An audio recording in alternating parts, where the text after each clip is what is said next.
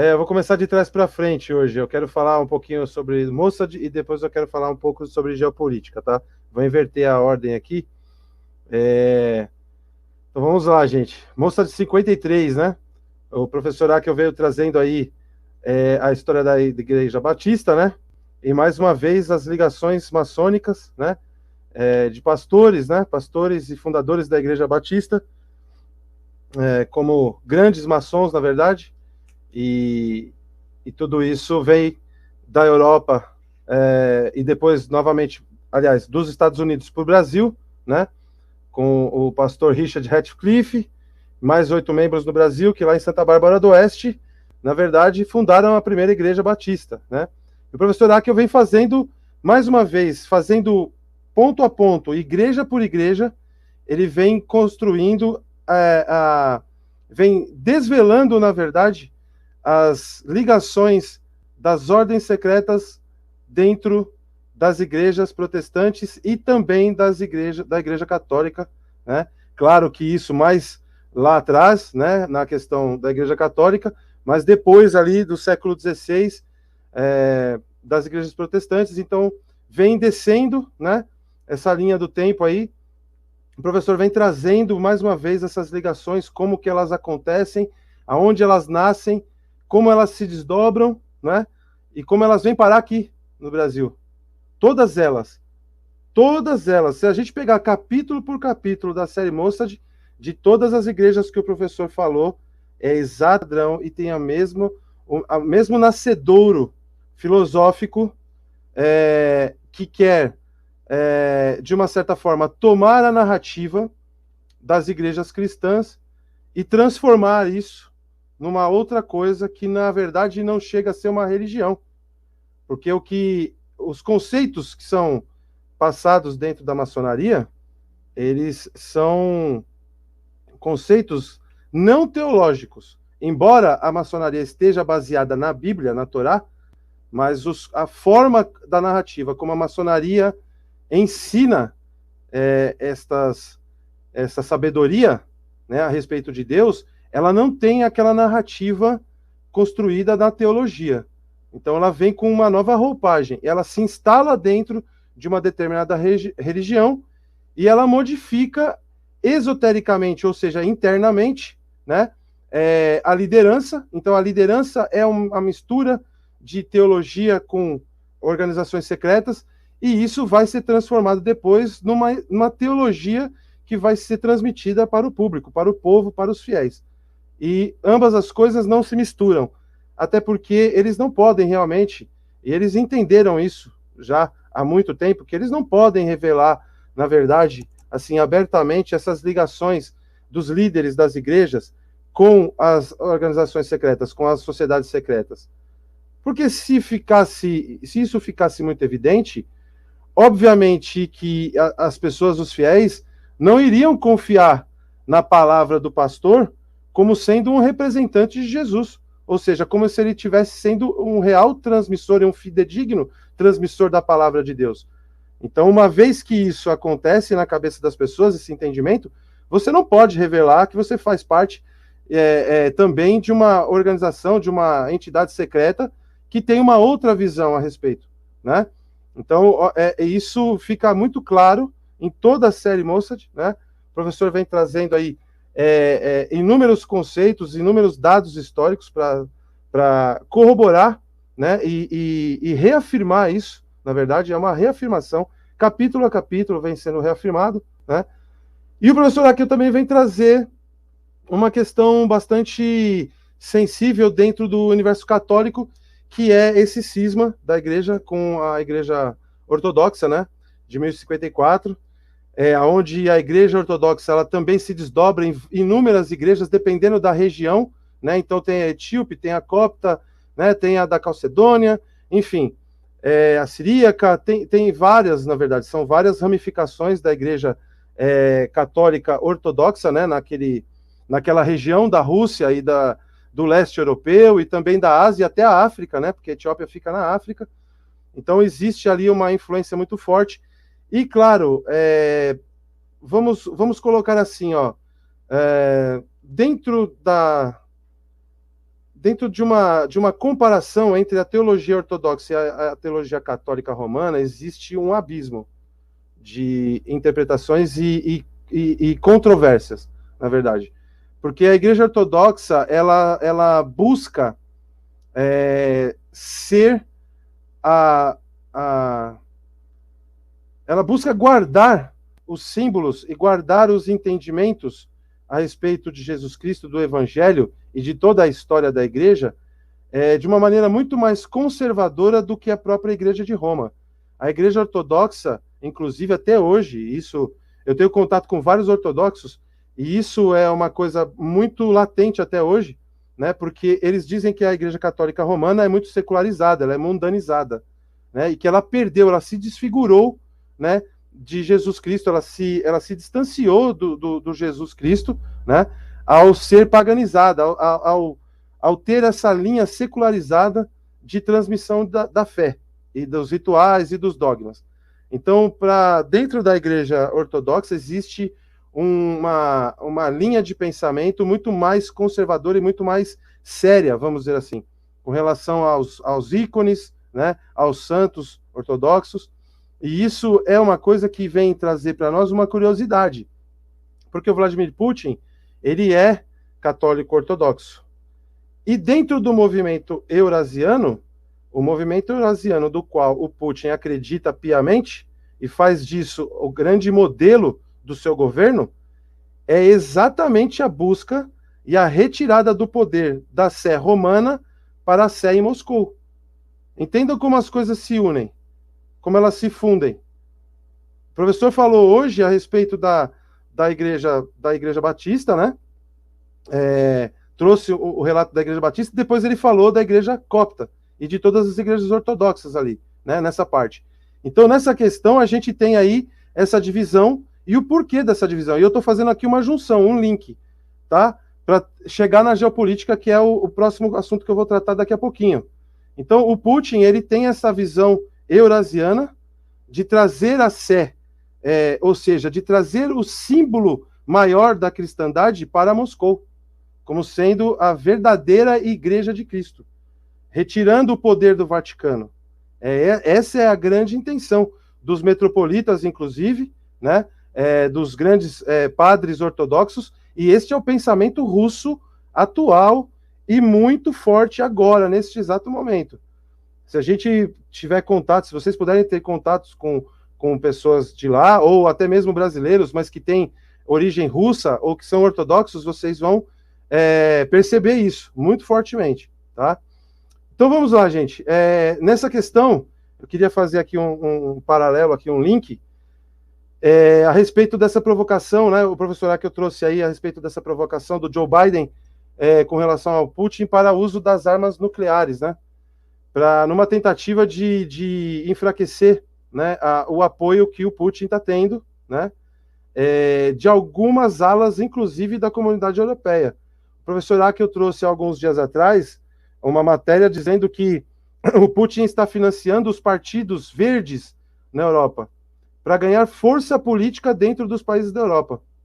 Então, na verdade, o que está havendo, né, o que está acontecendo agora é uma tentativa do Biden em descredibilizar o Vladimir Putin, tentando acirrar os ânimos, né, na guerra, em relação à guerra da Ucrânia, e forçar o Putin a tomar uma atitude como essa, de deflagrar um ataque nuclear, né? O que obviamente seria desastroso, né? E realmente isso teria teria desdobramentos aí catastróficos, né? E eu nem quero entrar nesse assunto agora, né? Mas isso tem a ver com outras coisas também que estão acontecendo debaixo dos nossos narizes e que eu queria trazer para vocês aqui rapidamente, né? Por questões políticas, tá? É engraçado que o Biden está torcendo para que o Lula ganhe no Brasil, certo? O Lula está fazendo... o Lula, na verdade, ele é o grande queridinho do Joe Biden para ganhar as eleições do Brasil. E o governo americano, agora, em setembro, se não me engano, editou um projeto de lei no Senado americano para o reconhecimento instantâneo das eleições no Brasil. Algo que, além de estranho, nunca aconteceu nos Estados Unidos em nenhum momento da história americana. Tá? Em nenhum momento da história americana a gente teve um senador americano propondo uma lei para interferir e reconhecer as urnas brasileiras. Ou seja, o que diz nesse documento? Que assim que for feita a divulgação da votação aqui no Brasil, esta primeira divulgação do TSE será reconhecida imediatamente pelo governo americano. Agora eu pergunto uma coisa para vocês. Os Estados Unidos é o queridinho dos bolsonaristas. Embora esteja sob o governo Biden, os Estados Unidos é o país querido, é o país modelo dos bolsonaristas. Os próprios bolsonaristas e parte do seu governo, do governo Bolsonaro, estiveram várias vezes nos Estados Unidos, tendo relações políticas e comerciais das mais diversas. Então, dentro desse pensamento, como é que um candidato, Bolsonaro, que se diz conservador de direita, permite que o governo americano interfira diretamente no pleito aonde ele mesmo concorre pela reeleição no Brasil? Eu quero deixar essa pergunta. Porque, veja só o que está acontecendo. O Bolsonaro está concorrendo agora a uma reeleição e permitiu esta interferência, porque existem inúmeras organizações e inúmeros americanos aqui dentro do Brasil que não só no primeiro turno, como também no segundo turno, vão estar aqui para fazer uma fiscalização, né, uma auditoria, né, nas urnas para reconhecimento do resultado das urnas assim que esse resultado sair. E outra, o que está escrito nesse documento ainda, inclusive, que caso haja uma convulsão social provocada pelo resultado, seja ele qual for, que o governo americano vai interferir no processo democrático brasileiro. Vocês têm noção disso que eu estou falando? Isso é grave, tá? Isso é grave.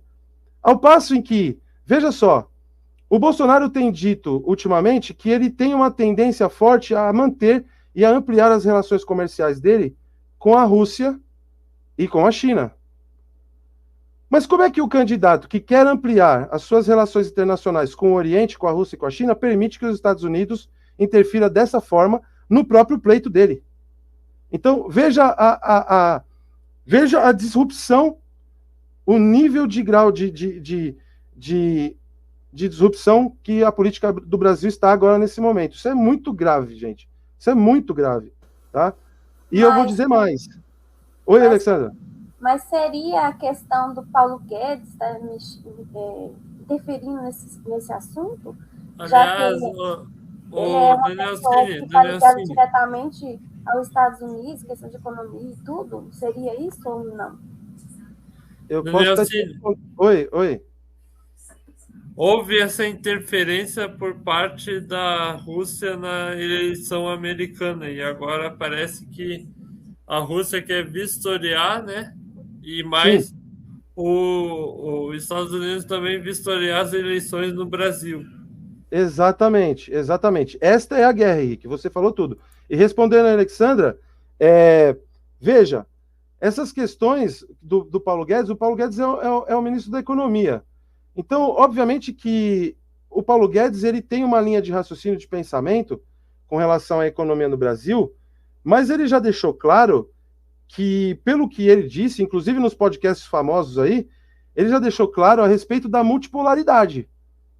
Ou seja, ele está mais tendendo para um pensamento do Alexander Dugin do que, na verdade, para os Estados Unidos. O que eu acho, ao meu ver, ao meu entender, eu acho mais acertado. Mas isso não significa muita coisa, porque, na verdade, a gente não sabe quais são as implicações mesmo na raiz do problema. A gente não sabe em que nível essa interferência dos Estados Unidos está ocorrendo aqui. E o porquê que o Bolsonaro não fala sobre isso. Percebem?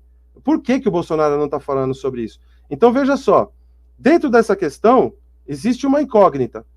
O Lula é o candidato americano agora. É o candidato da Europa Ocidental e dos Estados Unidos para o momento. Porque, na verdade, quem vai governar o Brasil não é o Lula, é o Alckmin. E eu vou dizer mais. Por que eu estou dizendo isso? Porque o Lula declarou agora, anteontem, que ele escolheu o Geraldo... Foi perguntado para ele, por que você escolheu o Alckmin para compor a sua chapa? Ele disse, porque o Alckmin é um cara sério, preparado, e porque ele tem a capacidade de ampliar o leque para conversar com vários setores que eu não consigo conversar. Ou seja, ele quer dar a intenção de que ele está estabelecendo um nível de governo, uma plataforma de governo onde este governo de esquerda do PT vai conversar com todos, inclusive com setores do empresariado brasileiro, para tentar cooptar, certo? Para tentar ganhar, fazendo disso a sua grande mola propulsora, né? Para poder ganhar esse eleitorado que é absolutamente avesso ao Lula. Fala, Winston. O Vladimir Putin deu uma declaração, eu não sei se foi ontem ou hoje, ele disse que independente de quem ganhar a eleição aqui no país, não afetará o diálogo com a Rússia. Ele disse isso? Ele disse isso. Então, veja, olha que coisa interessante. Então, é engraçado, por que está havendo essa disputa? Né? Porque os Estados Unidos agora está enfraquecido, o governo Biden está enfraquecido, porque o Mohammed bin Salman retirou da OPEP aquele petróleo, aqueles 2 milhões de barris por dia, porque o Biden queria diminuir o preço da gasolina para poder ganhar votos. E ele foi barrado agora. Então, o Biden está correndo atrás de quem agora? Só que, Daniel, sim, o Bolsonaro reduziu a gasolina, mas isso aí não pode estourar mais tarde? Então, Henrique, como um problema. Tem uma conexão com isso. Mas o Bolsonaro não reduziu nada. A questão não é essa agora exatamente, Henrique. O que acontece é que o Biden está correndo atrás do governo venezuelano para poder baratear o custo da sua gasolina lá nos Estados Unidos. Só que quem manda na Venezuela é a Rússia. Ou seja, a Rússia está ganhando com isso, na verdade. Entendeu? Mesmo mantendo essas relações com os Estados Unidos. Por quê? Porque lá na Arábia Saudita está fechadas as portas para o governo americano agora nesse momento. Né? E uma outra questão. Existe um pacto, na verdade, onde o Xi Jinping anunciou um programa de caça à corrupção agora para poder se manter no poder no seu terceiro mandato. Então, o Xi Jinping prendeu 1,2 milhões de pessoas na China nos últimos 2 anos. Tá? 1,2 milhões de pessoas foram presas. Isso. Inclusive, ele forjou um golpe, para poder prender pessoas específicas, para poder criar uma circunstância. Exatamente, professor Rafael, exatamente.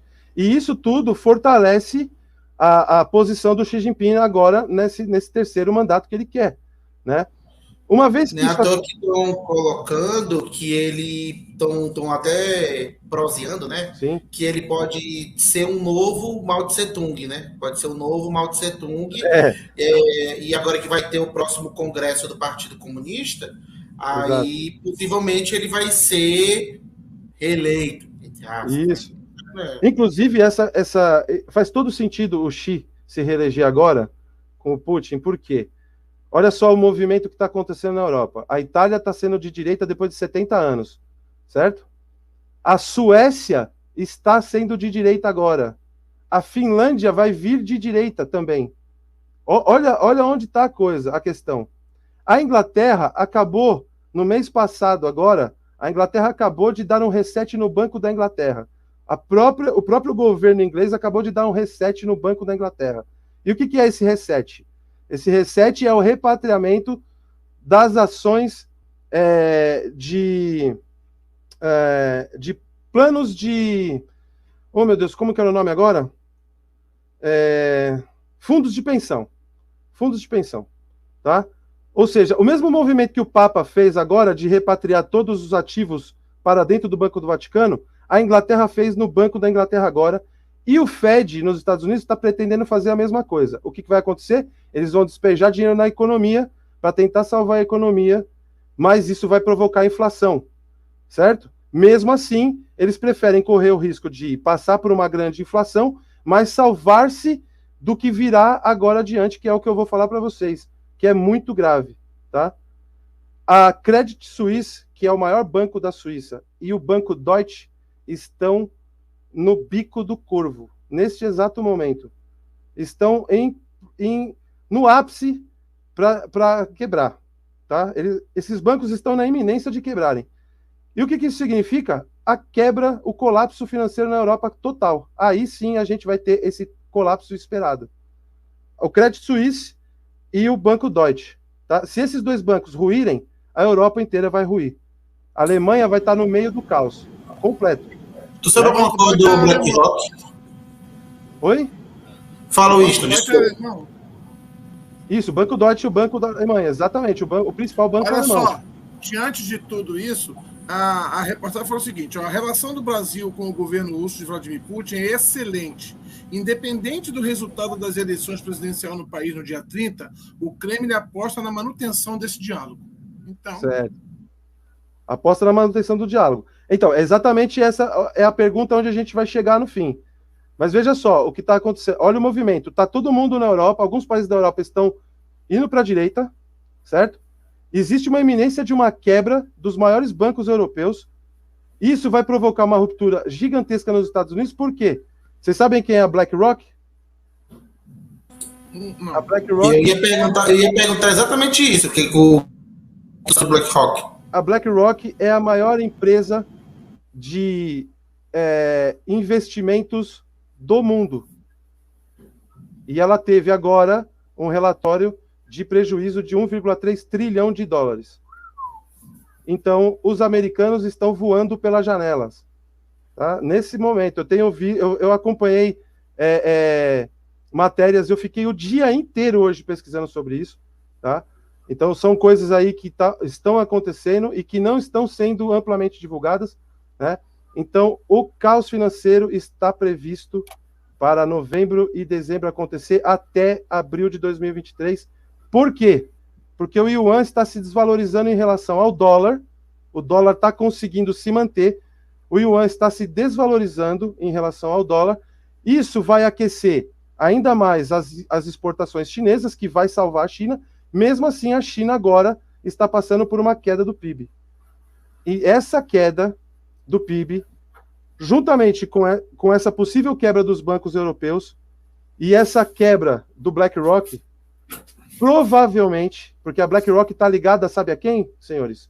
A Davos, ao Fórum Econômico Mundial. Simples assim, só isso. Então, se isso for anunciado, nós teremos aí o famigerado Great Reset. Porque depois disso, não dá para pagar uma conta de 93 bilhões de dólares dos Estados Unidos. Porque 31 bilhões é só a dívida externa.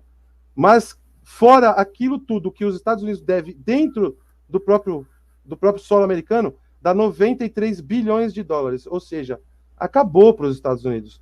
Não tem como pagar isso. O Rothschild pode imprimir dinheiro eternamente, que não vai ter como pagar. Percebem?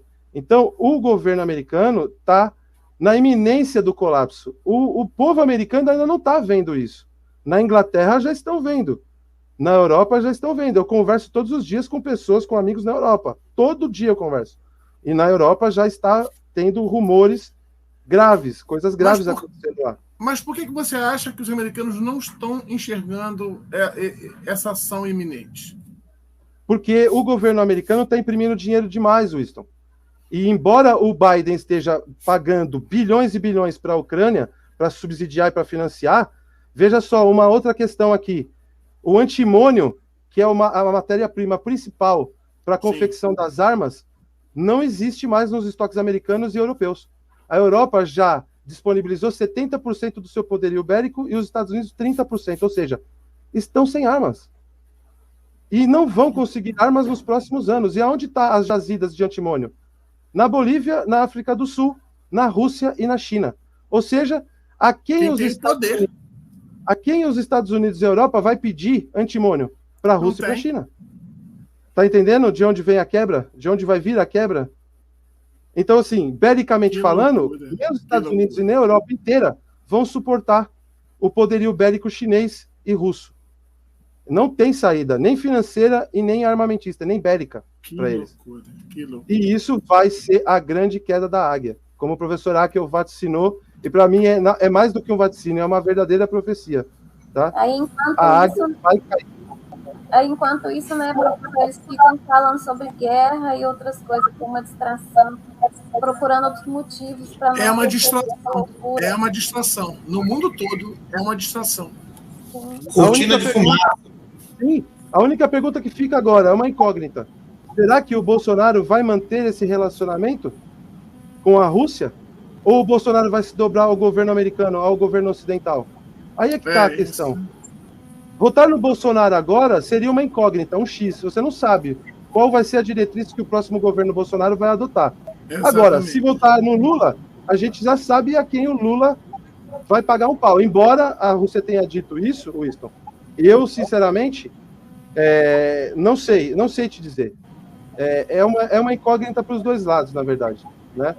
A grande questão é, na hora que isso acontecer, e está previsto para acontecer, porque os grandes rabinos de Israel já estão falando isso, este ano do jubileu é o ano do caos. Acreditem no que eu estou falando. Eu não sou o oráculo do Senhor, não. Eu não sou profeta, não. Eu não sou o profeta Daniel.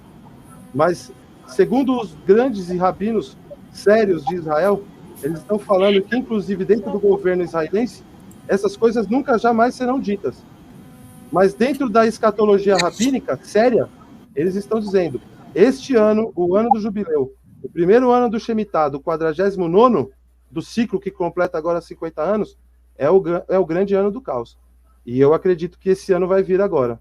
Começou agora, em setembro, e até abril nós vamos ver aí grandes desdobramentos. Eu não estou falando aqui de teoria da conspiração, gente. Eu estou falando aqui de coisas que mas tudo está levando para isso. Estou estudando com fontes, com publicações. Tá? Isso não é uma brincadeira e assim, é muito sério porque isso interfere nas nossas vidas. Isso interfere, inclusive, na questão do voto. Por que a gente está tão perdido agora? Embora a gente tenha dito, nós não vamos votar, nós estamos fora disso. Mas só que não. Estamos fora na consciência, mas na vida prática não estamos. E as coisas vão acontecer. E as bombas vão surgir. Indiferente do nosso voto ou não, vai acontecer como eles estão planejando. Exatamente. É o que as pessoas não compreendem isso. Ah, por que você não vai votar? Eu tenho um cunhado chato. É um cunhado chato. Ele é chato. A agenda tem que cumprir, não adianta. Independente de quem o povo escolha, entre aspas. Sim. Vai eu não me sinto, coisas que tá na não tenho a consciência pesada se eu não vou votar. Eu posso ir lá, mas anular o meu voto, porque na minha consciência não vai ser o meu voto que vai definir o destino do país. Não vai, não é. A grande questão é o que o resultado das urnas brasileiras vai influenciar nas prévias americanas e principalmente na eleição de Israel. Gente, o problema será trabalhado pelo medo, tanto pela ameaça americana. Agora, eu não digo muito ameaça à Rússia, mas diante do cenário que tem nos sido apresentado e que tem nos ensinado, eu confesso que isso é uma visão particular minha. Não é algo assim egóico, não. É como eu consigo enxergar. A Rússia ainda, diante de tudo isso, ainda é a parte mais sensata de ficar. Exatamente. Porque, querendo ou não, diante da guerra, ela domina os celeiros. Trigo está com eles, não tem para onde fugir, e fora uma série de sementes. E já se falaram hoje em causa alimentícia, com problemas de sementes, de grãos. Já estão falando sobre isso. Os brasileiros já estão abaixo da metade. Pode entrar no site agora para ver. Os estoques de grãos do Brasil já estão abaixo de 50%. Só uma pausa aí nas atualizações geopolíticas aí. Altair, tá me ouvindo? Pronto. Quando é que entra o Sinucando? Assim que concluírem as reverberações. Não tem campeonato. Eles podem aguardar um pouquinho.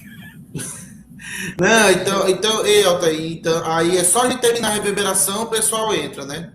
A gente tá com tempinho ainda. Geralmente a gente termina meia-noite e 20. Não, é que eu tô preocupado com o Altair. O Altair aí tá com cara de sono já. O Altair já tá um pouco aí.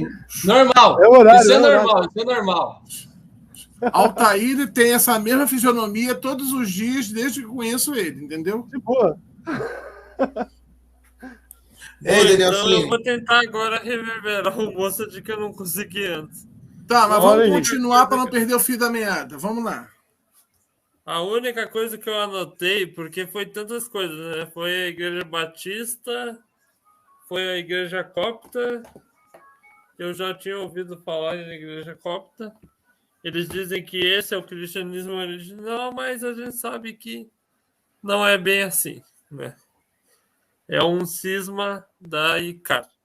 Mas o que eu ia falar é que as duas naturezas, a discussão sobre as duas naturezas de Cristo, ou a sabedoria encarnada, né? Que uns pensavam que eram duas naturezas, e são, mas ele também é a sabedoria encarnada, o verbo que se fez carne. Então, isso dividiu, cismou a ICAR com outras subcisões, né? Cisões menores que foram feitas, que é a Igreja Copta, Etíope, Russa, não sei todas, né? Não tem. Mas para ver. E como o Daniel Cine é o mesmo DNA. Se você ver, o mesmo DNA está assinado em todas essas denominações e até que o protestantismo é a própria maçonaria, porque tudo está interligado. É isso rapidinho. Agora. Conectado. Tudo está conectado. Jesus, olha isso. Impagável. Ô, Daniel, você consegue responder a pergunta desse senhor que fez aí? Deixa eu ver, qual a pergunta? Acho que já tiraram aí. Ah, tá. Se o fato de fazermos parte do BRICS poderá nos abster das sanções americanas ou dificultar para nós? Veja, a partir do momento que você tem um governo, é como o Winston falou, se a Rússia está dizendo que vai manter relações com o Brasil, seja qual for o presidente, é porque, na verdade, a Rússia precisa muito do Brasil também. A verdade é essa, tá? Não é só o Brasil que precisa da Rússia, a Rússia também precisa do Brasil. O Brasil é estratégico para qualquer país do mundo, seja para o governo americano, seja para o governo russo, chinês. O Brasil é um país estratégico para ambos, para todos eles. E vai depender da diplomacia, de quem vai assumir a parte diplomática para que essa conversa se mantenha. Exato. E segundo o que o Lula falou, quem vai manter essa conversa é o Alckmin. Perceberam agora por que o Alckmin está no PT? Porque o governo Lula não tem essa projeção, não tem essa penetração no setor internacional. E precisa de alguém que tenha. E o Alckmin é o cara que tem. Percebem por que o Lula era o único que poderia bater o Bolsonaro nessas eleições? E ninguém mais. Porque eu vou dizer uma coisa para vocês, se o Bolsonaro ganhar agora, de virada, é a hegemonia total da direita nos próximos anos. Não vai haver mais esquerda. Se o Bolsonaro ganhar agora, vai ser consolidada a direita durante muito tempo aqui. E também na Europa, porque esse vai ser o grande movimento. Agora, se o Lula vencer, não é um governo de esquerda, não é um governo comunista, como as pessoas falam, meu Deus do céu, vai acabar tudo, o Brasil vai virar Venezuela. Não. Porque não tem nada a ver com isso, não tem nada a ver com governo comunista. De partido não tem nada a ver, gente. O PT nunca foi comunista. É lógico, exatamente. Entendeu? Então, essa pulverização dessa mentira para polarizar a direita e a esquerda, só isso. E as pessoas caem no engodo sempre. Né? O Brasil nunca vai ser uma Venezuela, gente, pelo amor de Deus. Né? Pelo amor de Deus, isso não existe. Isso é impensável. Tá? Não tem a mínima chance disso acontecer. Tá? O que acontece é que o governo americano, o poder sionista, quer quebrar a hegemonia dos grandes ditadores do Oriente. Quer quebrar a hegemonia do Xi Jinping, quer quebrar a hegemonia do Putin, porque eles restabeleceram e reergueram seus países. Tanto Xi quanto Putin tiraram a Rússia e a China do anonimato e passaram a ser as duas maiores superpotências do mundo. É simples assim. E juntos são imbatíveis. Caiu, exatamente, Winston. Porque quando a União Soviética caiu, quem assumiu? O Yeltsin, que era o bêbado. Certo? O povo russo estava completamente sem identidade. Então, quem trouxe essa renovação de identidade pro... Cadê o Winston aqui? Ah, tá aqui. Quem é que trouxe essa renovação de identidade para o povo russo? O Putin. O Putin. Isso explica muita coisa. Né? Isso explica, inclusive, a tesoura RR, do que o professor Acker falou. Romanov versus Rothschild. Quem é que vai ganhar essa guerra? Essa é a grande questão que vai ser respondida nos próximos capítulos. E a gente vai estar aqui... Não, a gente precisa ter... A gente precisa fazer... A gente precisa fazer com que as pessoas compreendam que é uma questão... Todo esse lado, tudo que alguns países têm para oferecer ao Brasil, não é que a gente vai achar que estamos deitados eternamente em berços prédios. Não, tudo isso tem um preço. Só que quem vai cuidar da diplomacia, do diálogo, da conversa, tem que fazer as coisas certas, porque senão vai ser mais um tempo com os problemas que já temos, mais os que virão e mais as pãs que estão para vir por aí, porque nada parou. Só deu uma pausa para a eleição. Exatamente. Mas o fator agravante. Vocês sabem por que a China tem o poder bélico que ela teve dos últimos 10 anos? Porque a China criou um plano de espionagem dentro dos Estados Unidos. Sabe aonde? No Centro Tecnológico de Los Alamos. 162 espiões que trouxeram toda a tecnologia americana para dentro da China nos últimos 10 anos. E o próprio Departamento de Defesa americano soltou uma reedição de um relatório, certo? Dizendo que os Estados Unidos está completamente vulnerável à China. O próprio Departamento de Defesa americano falou sobre isso, gente. E Daniel, assim, e também tem a questão do vazamento de dinheiro norte-americano através do Departamento de Defesa americano para a China, ou seja, o Departamento de Defesa americano servindo como uma espécie de válvula para sair dinheiro norte-americano para a China. Exato. Então, vocês veem, isso aconteceu dentro do governo americano. Como é que o governo americano não viu isso? Essa é a pergunta. Como é que o governo brasileiro não está vendo que os Estados Unidos estão interferindo no nosso pleito? Vocês estão entendendo o tamanho do show de Truman em que nós estamos?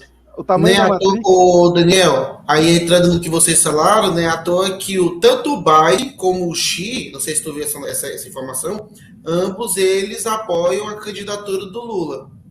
Sim. Exato. Exato, professor. É isso aí, gente. Então, essa é a atualização da política. A gente não sabe o que vai acontecer no dia 30, mas vai ser bem mais caótico. E hoje eu ouvi alguém falar em terceiro turno. Se a disputa for muito... Com diferença terceiro muito... Terceiro e quarto. Não vai ter Tudo pode acontecer, gente. Esse comportamento que colocaram aqui no Instagram aqui da Filosofia X. Os Estados Unidos devem estar preparados para a invasão da China em Taiwan. Alerta. Não, já falaram. Isso está mais próximo do que nunca. Pois é. Então, como se diz, é poder em cima de poder. Na verdade, eles estão querendo saber qual deles vai dar o start, porque ninguém quer ficar na história futura de ter dado o start nessa guerra. A verdade é essa. E isso vai desaguar naquilo que o Papa declarou. O Ocidente será um grande cemitério. Sim. Olha as coisas como estão se conectando. O Papa acabou de declarar. o Ocidente se tornará o grande cemitério do mundo. Olha isso. Meu, isso não é brincadeira. Vejam o que está acontecendo. Não é né? mais tempo de brincar, meu. É tempo de trabalhar e... Eu não vou fazer conspiração, mas acho que aqueles caixões da FEMA vão ser todos usados. Sabe? Em breve. Com certeza, com certeza. Não vai adquirir essa quantidade, né, de caixão para nada, né? São mais de 15 milhões de urnas que cabem 6 pessoas de pé, para serem enterradas de pé. 15 milhões de unidades. Quem fez essa compra? Pois é, né? A FEMA é como se fosse a Defesa Civil Americana, né? Faz anos e anos que eles estão fazendo. Inclusive na Geórgia tem... Sim, calma. A FEMA não é a Defesa Civil em si. Fala, Alexandra. Desculpa. A FEMA é algo de algum órgão de exército ou é de algum órgão... Não, é um órgão do governo americano, que é como se fosse... O órgão do governo americano, mas... É tipo Cruz Vermelha, tipo isso. Não. Não, é diferente. É uma coisa totalmente anormal, porque igual a ela não existe em país nenhum. Igual a FEMA não existe em país nenhum. A FEMA foi fundada em 2001, depois do atentado das Torres Gêmeas, e ela foi criada para ser um órgão de defesa dos americanos contra americanos. Isso. E tem outra coisa. As pedras da Geórgia caíram, gente. Não vamos nos esquecer. Eu tô brincando. Não, eu tô brincando, mas é verdade. Não sei se você já pretende encerrar, mas eu preciso me retirar. Vamos nessa. Eu só queria dar uma atenção rápida para o Fábio, né? Mas o Fábio já deve ter ido capotar uma hora dessa. Já deve, né? Mas ele vai ver depois no gravado, provavelmente. E também ficou marcado alguns outros comentários aqui, mas vamos lá. Eu me atentei para essa dúvida do Fábio desde da aula, né? Desde o programa Lux Me Alex. Ele quer saber, né, qual que é a relação entre as escrituras sagradas e ufologia, né? Se a gente for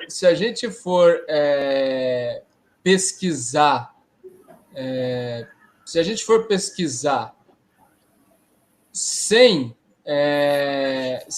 ter aquela visão mais amplificada, vamos dizer assim, a gente não vai enxergar relação nenhuma, né?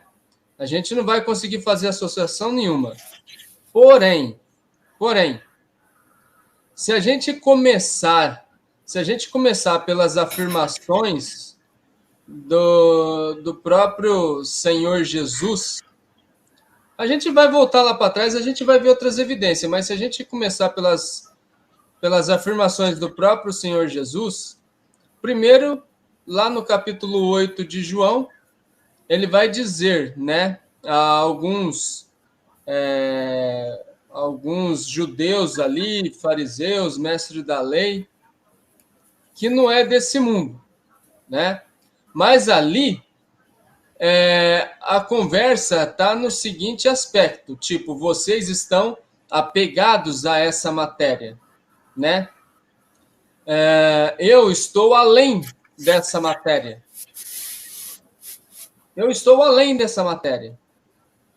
Então, a gente vê pela profecia, né? A gente vê pela profecia que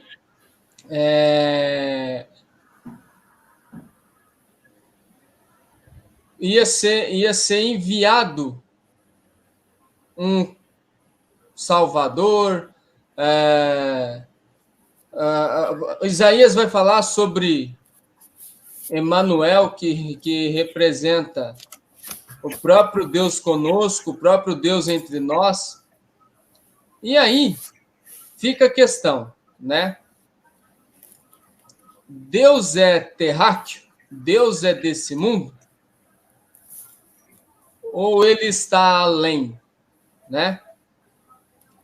Ele como criador de todas as coisas, já entende-se que ele está além desse contexto criado, vamos dizer assim, né? Então, a gente já pode entender que o próprio Criador, né? Ele acaba se enquadrando aí como um ser extraterreno, e Jesus ele vai afirmar isso tanto no capítulo 8 de João, quanto também lá no capítulo 18, quando ele está sendo interrogado por Pôncio Pilatos, o governador Pôncio Pilatos. Ele vai dizer, o meu reino ainda não é desse mundo, né? Quer dizer, querendo dizer que ainda não era a hora, mas deixando claro que o reino dele representava algo superior a esse mundo material, vamos dizer assim, né? Então, por essas expressões, a gente já vê, né, que Jesus Cristo ele é superior a esse plano, a esse contexto físico, terreno. Então, a gente já entende ele como sendo extraterreno, vamos dizer assim, né? Aí a gente volta no contexto velho testamentário, capítulo 1 de Ezequiel vai fazer uma descrição, e essa descrição faz referência a um veículo extraterreno, vamos dizer assim, né? Lá no capítulo 1 do profeta Ezequiel, quando fala que Elias foi levado numa carruagem de fogo, não é carruagem literalmente, né? Trata-se de uma abdução, e também a gente vai ver acontecer o mesmo com Enoque, lá no início, né? Que Enoque foi transladado. Essa transladação é uma forma, é uma abdução, vamos dizer assim, né? Então, assim, a gente só vai conseguir visualizar isso e ter a real compreensão se a gente tiver a mente aberta, né? Se a gente tiver essa disposição de enxergar além. Qual que é a dificuldade para a gente enxergar isso? A dificuldade para a gente enxergar isso é que o sistema, mais especificamente o sistema religioso, nos cegou, limitando a nossa visão.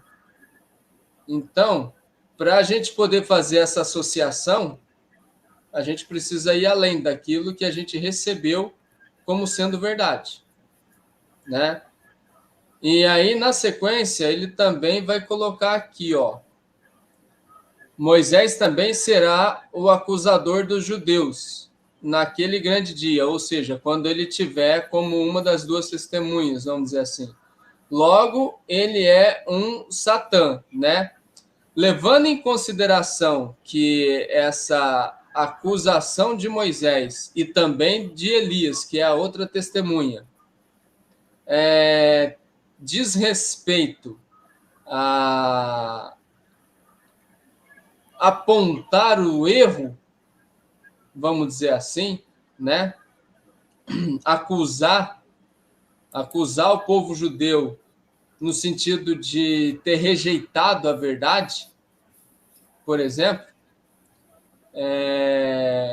a gente vai ver que quem está fazendo o papel de Satã na história é o próprio povo judeu, né?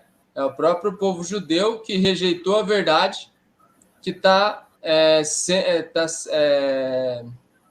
vivendo sob o domínio do ego, vamos dizer assim, né? Então, as duas testemunhas, Moisés e Elias, simplesmente vai denunciar os erros do povo judeu, vamos dizer assim, né? E só para concluir, quer dizer, concluir não, né? Temos também aí a Caroline Duarte, né? Se o Putin segue a igreja ortodoxa e acredita que Jesus é Deus encarnado, por que apoia os judeus? Acho que foi o Daniel que marcou isso, Rafael. Fui eu. E aí, gente, por que Vai, Daniel. Por que Putin, sendo ortodoxo, apoia os judeus? Importante dali que é citado no Mossad, que acreditava que Jesus era a Sofia encarnada. Mas só um. Não quer dizer que os seguidores dele talvez criam, né? Mas o que ele enfatiza é que o fundador, né,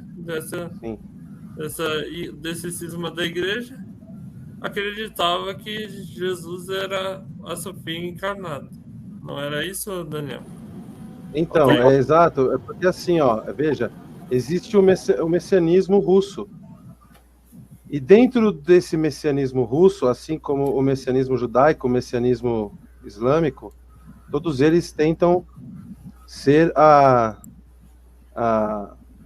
ser o centro, o repositório da fé no mundo. Mas nós sabemos que, diante de tudo isso, na verdade, existe esse delta, essa triqueta, né? A gente sabe que eles vão se unir. Então, mesmo com esse messianismo muito forte na Rússia, da Igreja Ortodoxa, para buscar essa tradição e essa centralidade que hoje é o Vaticano em relação à fé cristã, e é isso que a Rússia busca para si, né? Como sendo esse grande polo concentrador dessa fé cristã no mundo, né? Isso tudo faz parte de um movimento messiânico. E todo movimento messiânico, ele, na verdade, ele deságua, ele resulta na união das três grandes religiões, que é aquela ONU religiosa que o professor Akel fala, né? Onde não vai haver exatamente esse apagamento dos nomes das religiões, mas esotericamente, dentro dos bastidores das lideranças, tudo isso vai se concentrar em Israel, com a construção do terceiro templo de Israel, com a concretização dos acordos de Abraão, aonde as três religiões vão estar unidas em nome da promoção da paz, da prosperidade. Este é o grande catalisador, na verdade, da fé religiosa no mundo inteiro. É o que vai reunir 6 bilhões de pessoas a serem religiosas e a concentrarem os seus olhares para um único ponto, que será Jerusalém. É isso, tá? Então, o fato do Putin ser da Igreja Ortodoxa e acreditar que Jesus é o Deus encarnado, ele quer trazer lá para a Rússia, tudo isso está dentro do escopo da história, mas na realidade essa não é a finalidade, esse não é o momento final. O momento final está lá, quando der a volta, sai para o Ocidente, passa pelo Oriente e volta para o centro, volta para Israel. Tudo vai convergir para o centro, para Israel. Tá bom, Caroline? Acho que deu para explicar aí, né? Legal, Daniel. Já aproveita que você está destacado aí, responde o Davor aí.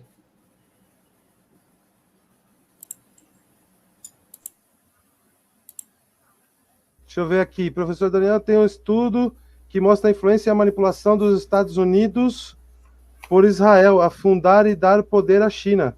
Sim, exatamente. Exato. O próprio governo americano, infiltrado dentro das suas instituições, está promovendo esse poderio chinês, na verdade. Nós sabemos, eu até poderia falar sobre os motivos, mas aí eu vou me alongar demais, Davor. Mas eu quero te dizer, existe sim, inclusive essa questão deste projeto de espionagem chinês, ele não aconteceria com o sucesso que aconteceu se não fosse por conta do próprio governo americano ter aceitado. Então, veja, é chamado de plano de espionagem chinês, porque se isso vazar para o mundo, tem que ser algo que não coloque os Estados Unidos no vexame total. Então, ainda que o governo americano passe por um vexame por ser vulnerável, é melhor passar por um vexame sendo vulnerável a algum ataque externo de alguém que foi superior a eles, do que simplesmente admitir que eles mesmos contribuíram para isso. Só que isso passa ao largo dos olhos do povo americano, que quem está pagando essa conta é o governo americano, é o povo americano. E o governo americano, em grande parte, está vendido. Por quê? Por que está vendido? Porque as grandes empresas americanas depositaram bilhões de dólares na China nos últimos 30, 40 anos. E agora existe uma predominância do maior pátio industrial do mundo estar na China. E os Estados Unidos, depois que viram isso, falaram, não tem mais o que fazer. A gente já criou um monstro tão grande que não tem mais como recuperar. Tá certo? E existem muitos americanos que têm investimentos na China. Então, faz sentido que, por esse conglomerado de empresas, minando os poderes governamentais dentro dos Estados Unidos, para fazer valer os seus lucros dentro dessa visão, dessa perspectiva de levar esse poder todo para a China. Faz muito sentido isso, gente. Tanto é que a pandemia é um desdobramento disso. Quando houve a pandemia em Wuhan, as ações das empresas na China caíram drasticamente. Quem comprou as ações em baixa foi o governo chinês. O governo chinês, então, portanto, retomou o controle acionário das empresas americanas para fortalecimento do próprio governo da China, do Partido Comunista Chinês, o PCC. Então, existe uma estratégia política global extraordinariamente forte, grande, maravilhosa, na verdade, porque isso é genial. Vamos falar a real. É ego, é Satã, mas é genial, tá? Se a gente estuda isso, isso é genial, gente, tá? E isso tudo vai trazer o poder para o Oriente. Essa é a questão. O Oriente agora vai se levantar como o último império. É o grande império que o professor Akel fala, né? É o último império, é a fusão do barro com o ferro, da estátua de Nabucodonosor. É exatamente isso. Show! Aí o Danter TV, ele está querendo saber se vai ter algum momento que vai melhorar a segurança no Brasil. Na verdade, a segurança vai ficar... Na verdade, a segurança vai ficar 100% no Brasil e no restante do mundo quando o Mashiach se revelar, né? Por um determinado período de tempo. Exatamente, professor Ataí. Exatamente. Quando o mundo passar por 3 anos e meio de paz e prosperidade. Exato. Mas não vai ter segurança como você está pensando que vai ter. Vai ser segurança para eles, né? Não. Tem segurança para aqueles que permanecerem focados na matéria, né? Permanecerem fiéis ao sistema. Gente, a Terezinha Santos, ela também perguntou por que o Ocidente vai ser cemitério? Qual a relação disso com a religiosidade, ou melhor, com Jesus? Já respondi isso, né? Na verdade, isso é é uma frase que o Papa Francisco falou logo depois do planejamento dele de fazer aí a concentração dos ativos para o Banco do Vaticano. Logo na semana seguinte, ele colocou, por causa da guerra na Ucrânia, ele colocou que caso a guerra continue dessa forma, e caso o poder americano e da OTAN continuem fazendo o que estão fazendo, pelo poderio russo, debaixo do poderio russo, o Ocidente poderia se tornar um grande cemitério. Tem outros contextos aí, mas é isso. Perfeito, perfeito, perfeito. Gente, então é isso. Vamos concluir mais esse Reverberando. Estendendo um pouco mais por ser o último da semana, né?